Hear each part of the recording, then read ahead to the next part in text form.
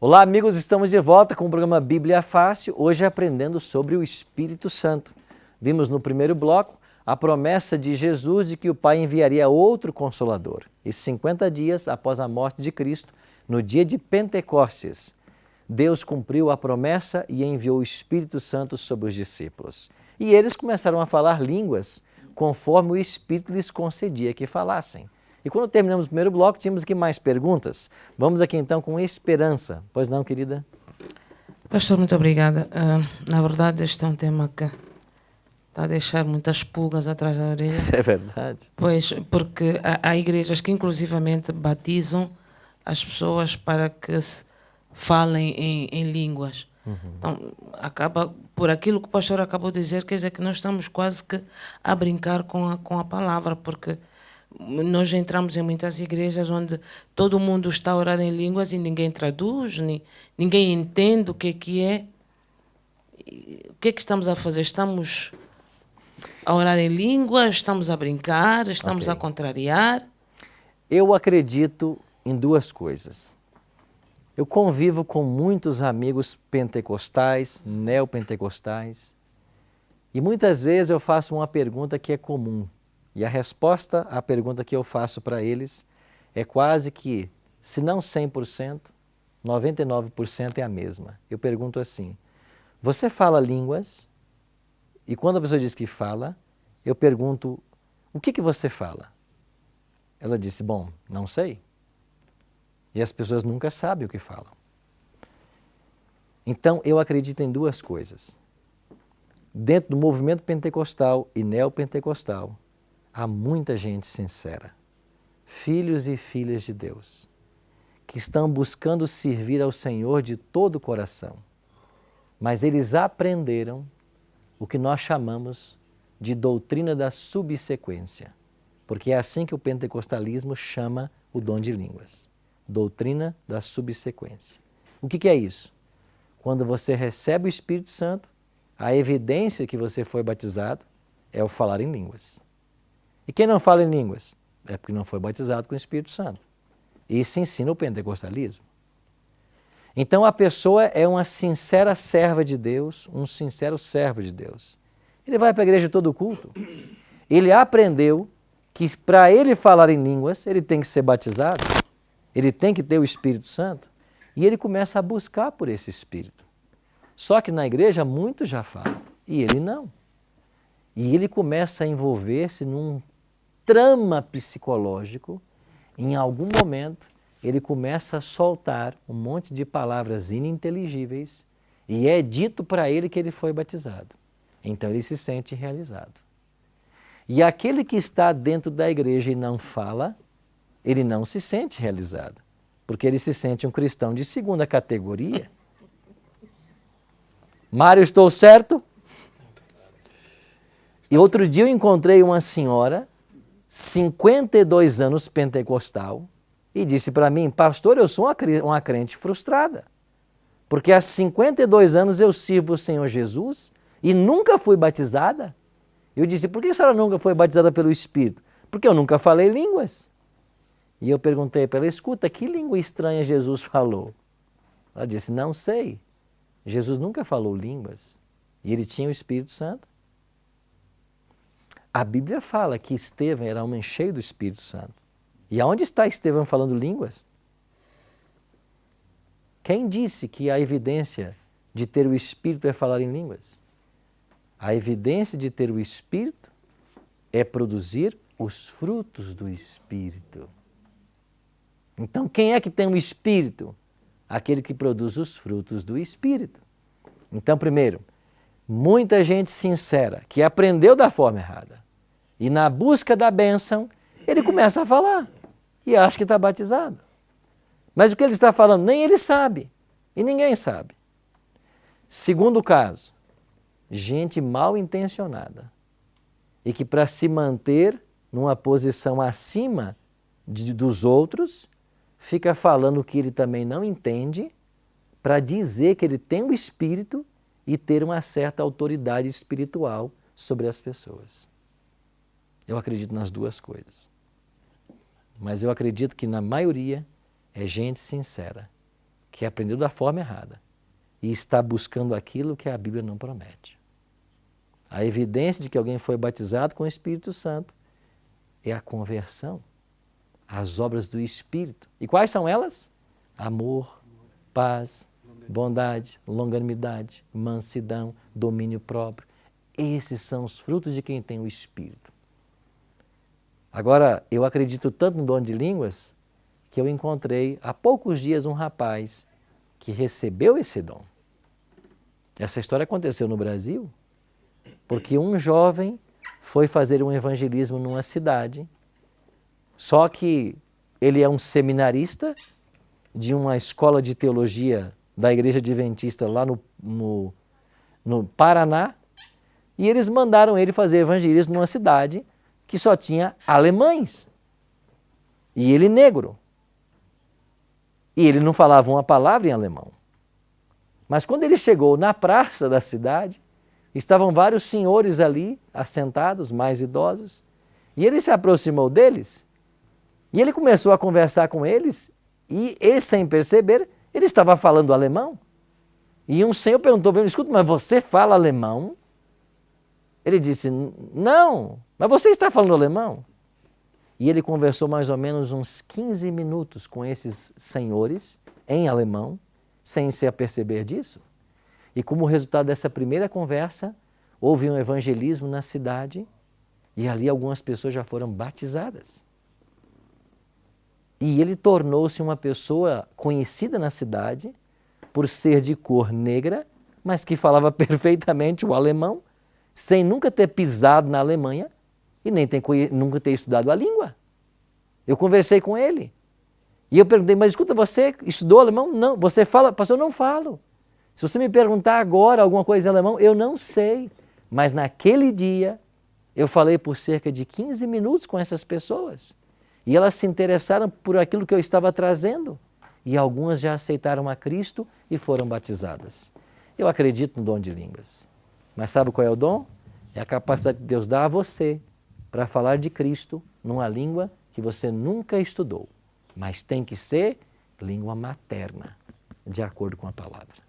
Pastor, agora saindo um bocadinho desta parte das línguas, eu gostaria de saber se a Páscoa é uma das datas mais importantes da Bíblia comparativamente ao Natal. Se for, por que há igrejas que não comemoram a Páscoa? A Páscoa era uma festa especial para os hebreus. Ela foi instituída em Êxodo capítulo 12 e celebrou a libertação do povo de Deus do Egito. Ela foi celebrada a partir daí, do Êxodo, durante todo o Antigo Testamento, e ela foi celebrada até João capítulo 13. Porque a Páscoa apontava para o Cordeiro Pascal, e uma vez que ele foi morto, cumpriu-se a lei cerimonial. Assim como nós não matamos mais animais na busca do perdão.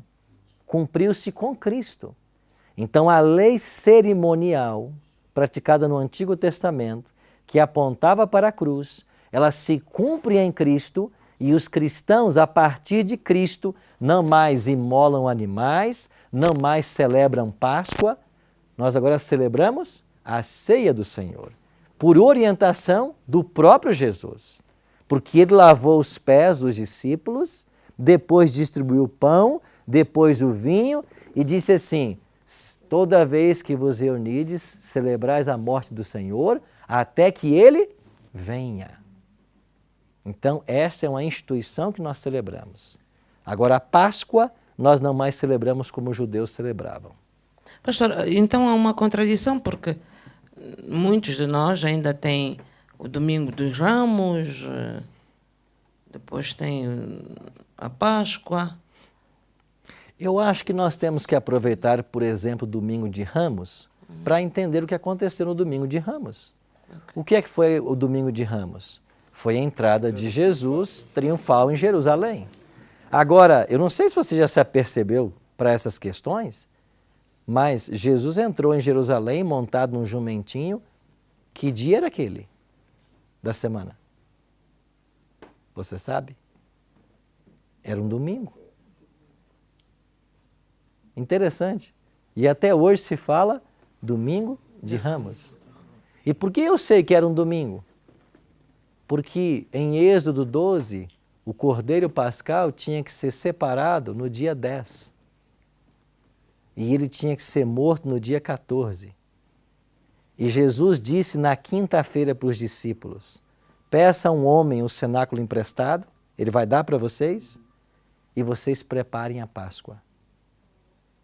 Então, os discípulos prepararam a Páscoa e mataram o cordeiro na quinta-feira. E o cordeiro, de acordo com a Bíblia, tinha que ser morto no dia 14.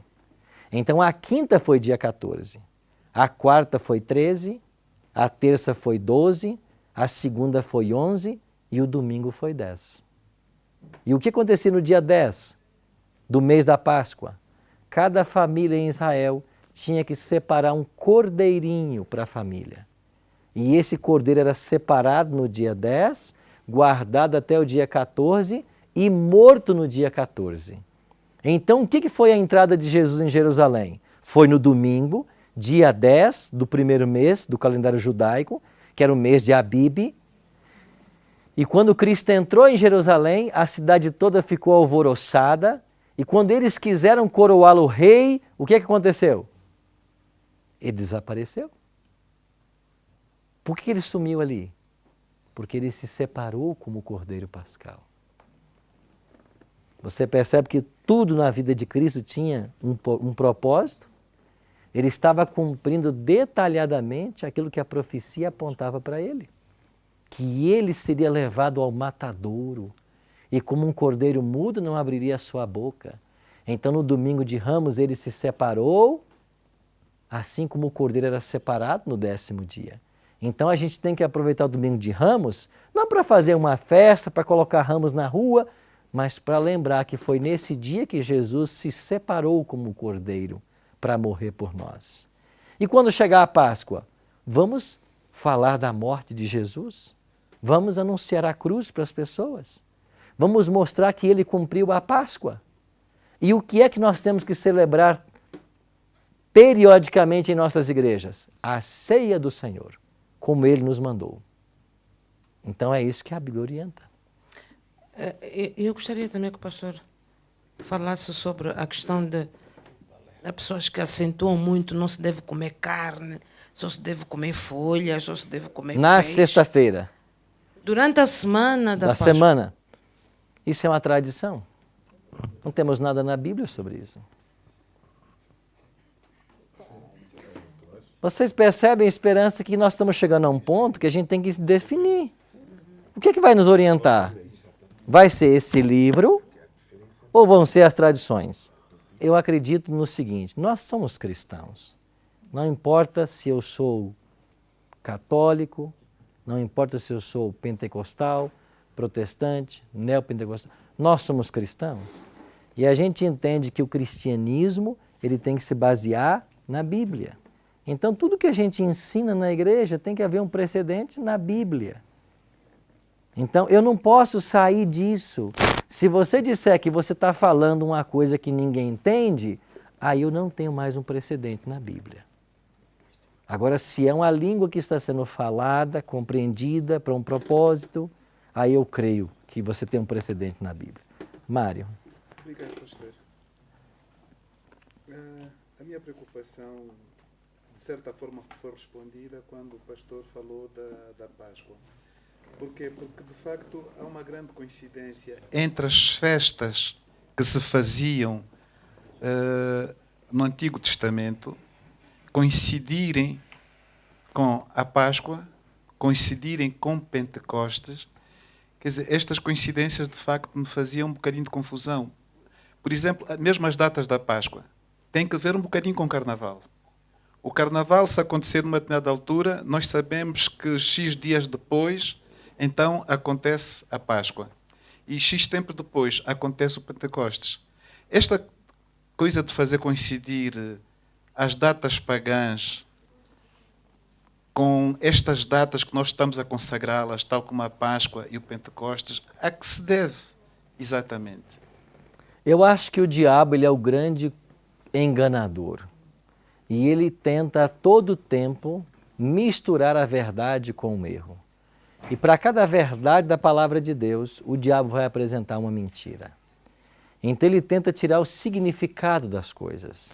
Por exemplo, se a Páscoa simbolizava a libertação do povo do Egito e ela cumpriu-se na morte de Cristo, então, ao invés das pessoas se lembrarem da morte de Cristo e do sacrifício, pelo menos no Brasil, não sei como é aqui em Angola, mas a Páscoa virou símbolo de ovos de chocolate. É igual aqui? Onde todo mundo compra chocolate para presentear. Ou seja, não tem nada a ver com aquilo que a Bíblia ensina. Eu acho que essa é uma artimanha satânica para tirar o verdadeiro significado da Páscoa, que foi Cristo ter morrido por nós na cruz, e a partir daí celebrarmos a ceia por causa da morte dele. Aí depois vem a instituição do Carnaval, e você sabe que depois do Carnaval vem a quarta-feira de cinzas. Aqui também se usa essa expressão em Angola. Agora, por que é quarta-feira de cinzas? Porque na Bíblia, como gesto de arrependimento e contrição, as pessoas jogavam cinzas na cabeça e a tradição ensina o seguinte: você pulou o carnaval, cometeu os pecados da carne, agora tem que se arrepender na quarta-feira de cinza daquilo que você fez. Agora, como é que funciona? A gente já programa o pecado, já programa o arrependimento todo ano e vai virando um ciclo infindável. Então você percebe como que as coisas caminham? Então eu acho que o diabo procura desvirtuar os propósitos de Deus e da Bíblia. E ele vai apresentando tradições e mentiras que vão confundindo as pessoas. Acho que essa é uma questão.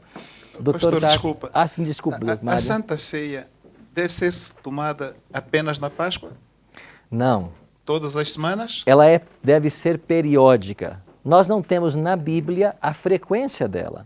Jesus só disse assim: celebrar todas as vezes que comerdes o pão e beberdes o cálice, todas as vezes, anunciais a morte do Senhor até que ele venha. Então, a cerimônia foi instituída e deve ser praticada com uma certa periodicidade.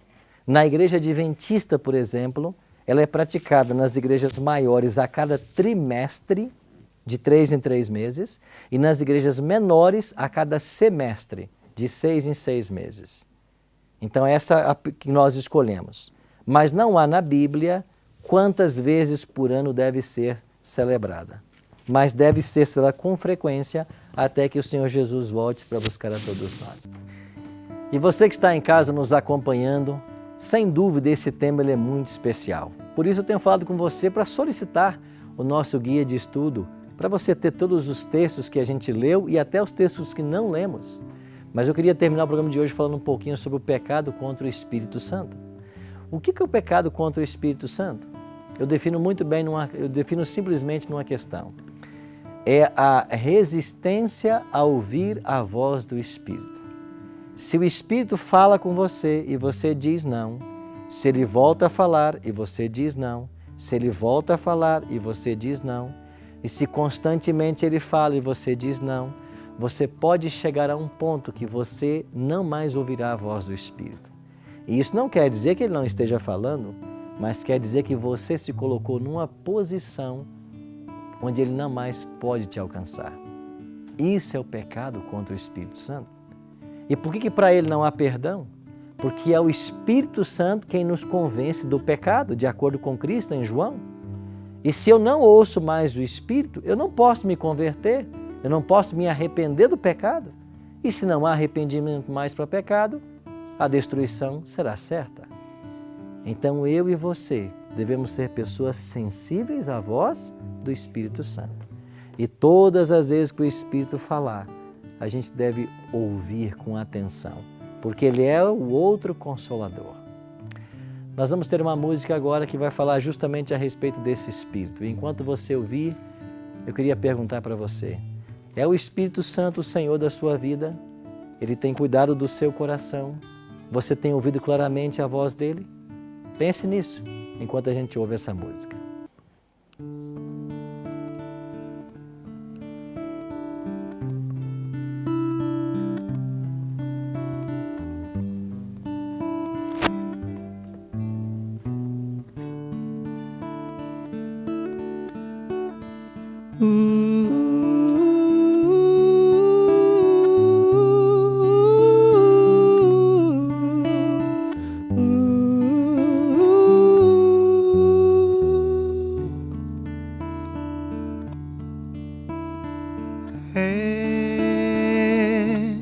Espírito Deus que fala a mim, ao meu coração. Sei que não posso ver seu rosto, porque há em mim o pecado vil, mas me orientas frente à tentação, a fazer o bem, e assim tenho paz. Santo,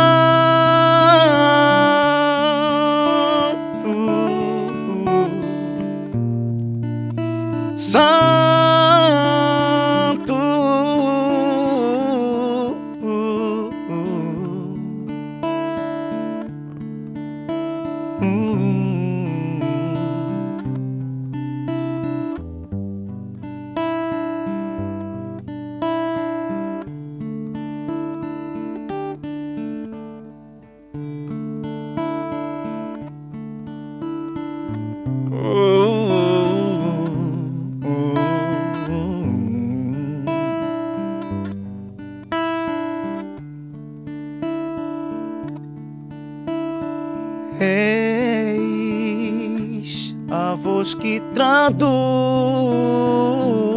minhas dúvidas como ninguém mais faz. Calmaria mesmo em alto mar, eis a minha paz frente à guerra atroz. Deus que move a dor e a decepção, sim, devolva a mim razão pra viver, Santo,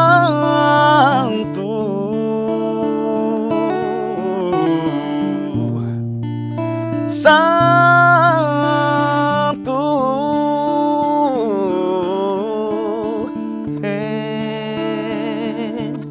Espírito Deus que fala a mim, ao meu coração. Vem, Espírito, e luz, e excede em mim todo entendimento. Ei, Espírito Deus que fala a mim, ao meu coração. Vem,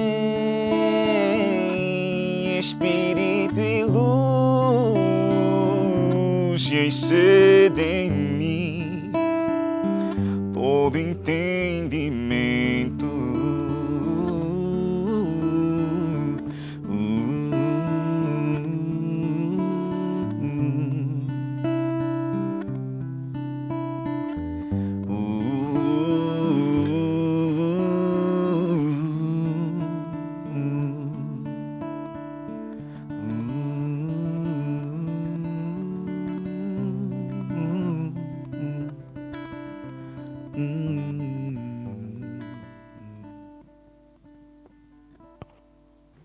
Que esse Espírito Santo tenha lugar em nosso coração, que Ele seja o nosso amigo, o nosso consolador.